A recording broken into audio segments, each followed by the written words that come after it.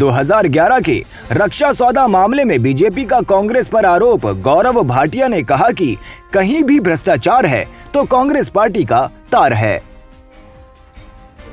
Robert Vadra के बड़े घनिष्ठ मित्र हैं। ये कहना भी गलत नहीं होगा कि दो जिस्म एक जान है।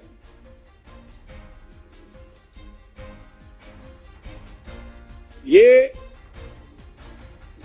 लंदन में एक मुकदमा दायर करते हैं और ये जो मुकदमा है इसमें इन्होंने खुद शपथ पत्र दे के स्वीकारा है कि 2011 में इनका और एक थेल्स कंपनी है जो लड़ाकू विमान होते हैं उसके अपग्रेड के लिए, आधुनिकीकरण करने के लिए वो कार्य करती है। और बड़ी विचित्र बात है कि ये मुकदमा दायर होता है तो ये वहां कहते हैं कि जो करार संजय भंडारी और थेल्स कंपनी में हुआ है उसमें करीब करीब 170 करोड़ रुपए की रिश्वत संजय भंडारी को मिलनी थी और जो तथ्य सामने आए हैं उसमें 75 करोड़ इन्हें मिल गए हैं यूपीए सरकार के समय में और करीब 90 से 95 करोड़ वो रिश्वत इन्हें नहीं मिली है।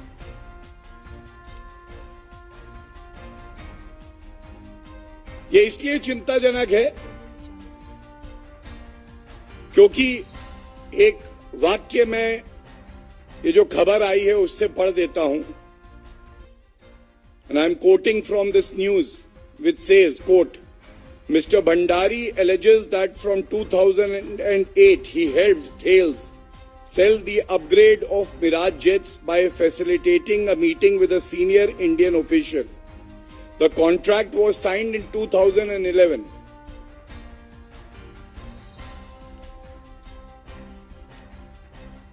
ये सर्वविदित है कि भारतीय जनता पार्टी की सरकार आई, श्री नरेंद्र मोदी जी के नेतृत्व में रक्षा सौदे हुए, ये गवर्नमेंट टू गवर्नमेंट डील हुई and the NDA BJP government has a policy of zero tolerance for corruption. लेकिन इस न्यूज के आने के बाद अब ये पता चल गया है कहीं भी भ्रष्टाचार है तो कांग्रेस पार्टी का तार है। कहीं भी भ्रष्टाचार है तो कांग्रेस पार्टी का तार है। और ये जो ब्रोकर कमीशन खोरी का कल्चर है, ये कांग्रेस पार्टी में ऐसी व्यवस्था बनी हुई थी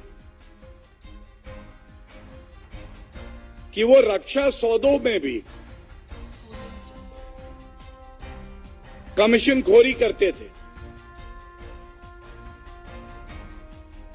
भ्रष्टाचार यूपीए कांग्रेस सरकार में कूट कूट के भरा हुआ है।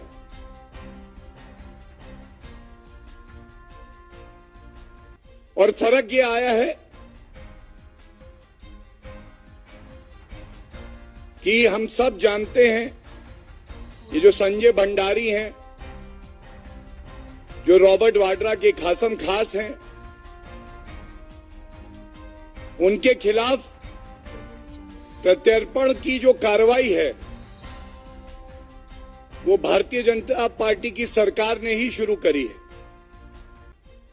और ये खुलासा तब हो रहा है जब इसमें जो फाइनल हियरिंग है एक्सट्रेडिशन प्रोसीडिंग्स में लंदन की कोर्ट में, ये इसी वर्ष फरवरी में होनी है। आज ये सवाल उठता है कि कांग्रेस पार्टी जब सत्ता में आती है तो उनकी प्राथमिकता अपनी तिजोरी भरना क्यों होता है? ऐसा क्यों होता है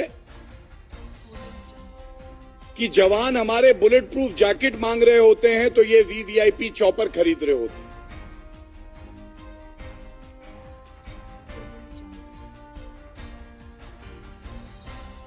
ये भी दुखद है कि ये जो 75 करोड़ रुपए घूस दी गई संजय भंडारी को, ये कुछ कंपनियों का एक जाल बुना गया, जो कंपनियां मिडिल ईस्ट और दुबई में हैं। थेल्स पेमेंट करती है इन कंपनियों को और उसके बाद संजय भंडारी के कहने पे एक और शेल कंपनी को एक बड़ी किस्त इस रिश्वत की दी जाती है। आज देश ये सवाल पूछ रहा है, कांग्रेस अध्यक्षा सोनिया गांधी जी, आप इस पे अपनी चुप्पी तोड़िए। ये हम सब जानते हैं, 42 स्क्वाड्रन हमारी वायुसेना के 33 हो गए। 10 साल कांग्रेस पार्टी की सरकार रही, लड़ाकू विमान नहीं आए। अगर विमानों का आधुनिकीकरण होना था तो उसमें भी रिश्वतखोरी, कमीशन ली जा रही थी और ये सौदा 2.4 बिलियन यूरोज, लगभग 18 से 20 हजार करोड़ रुपए का था। 2011 में ये जो करार हुआ, ये करार इसलिए संभव था कि जो देश की जड़ों में दीमक का काम करते हैं, देश को खोखला करने का काम करते हैं, उनके रिश्ते गांधी परिवार से होते हैं।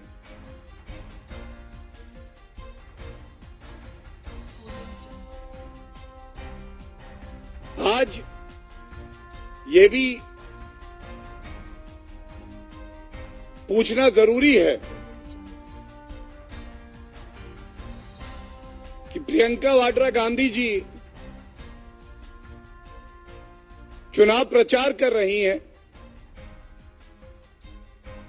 आप सार्वजनिक जीवन में हैं, क्या आपको सामने आकर इस पे स्पष्टीकरण नहीं देना चाहिए?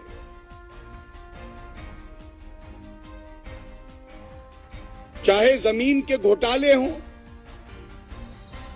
राजस्थान में, हरियाणा में जब कांग्रेस की सरकार रही तब भी रॉबर्ट वाड्रा और संजय भंडारी का नाम आया, और पुनः इस बार हमारे देश की सेना को कमजोर करने का काम किसी ने किया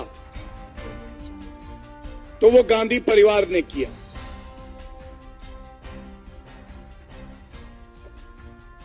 ये प्रमुख प्रश्न उठाए गए हैं, देश की जनता पूछ रही है और हमें पूरी उम्मीद है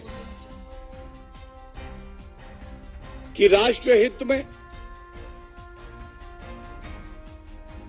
for the sake of transparency and accountability,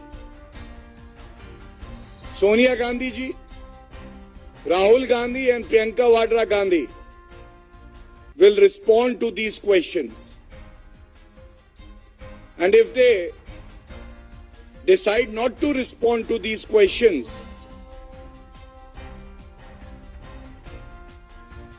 then it would be an admission by the Gandhi Parivar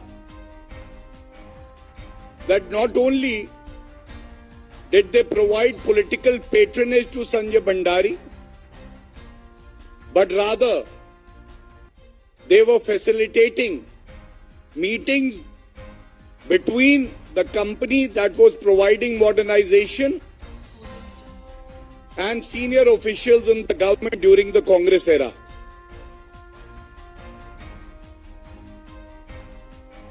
Thank you so much. Thank you for coming. And I'm sure that this serious matter pertaining to national security and our armed forces will get serious attention and coverage which it deserves.